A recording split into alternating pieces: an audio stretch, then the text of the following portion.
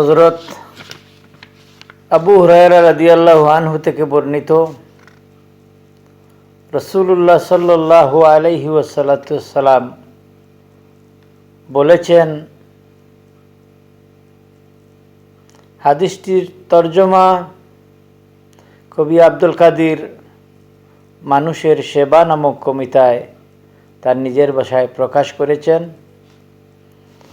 হাসরের দিনে বলিবেন খুদা, হে আদম সন্তান, তুমি মরে সেবা করো নাই, যবে ছিনু রোগে অজ্ঞান।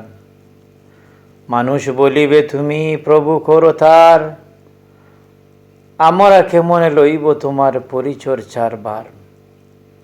বলিবেন খুদা, দেখনি মানুষ কেঁদেছে রোগের ঘরে, তারে শুশ্রূষা করিলে তুমি সেতায় পাইতে মোরে।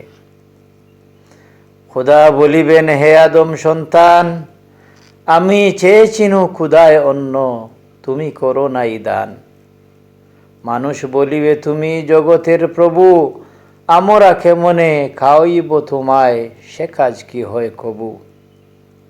বলিবেন খুদা, ক্ষুদিত বন্দা গিয়েছিল তোর দ্বারে, মোর কাছে তুমি ফিরে পেতে তাহা, যদি খাওয়াইতে তারে। পুনরূপী খুদা বলিবেন, শুনো হে আদম সন্তান, পিপাসিত হয়ে গিয়েছিনু আমি, করাওনি জলপান। মানুষ বলিবে তুমি জগতের স্বামী, তোমারে কেমনে পিয়াইব বাড়ি, অদম বন্দা আমি।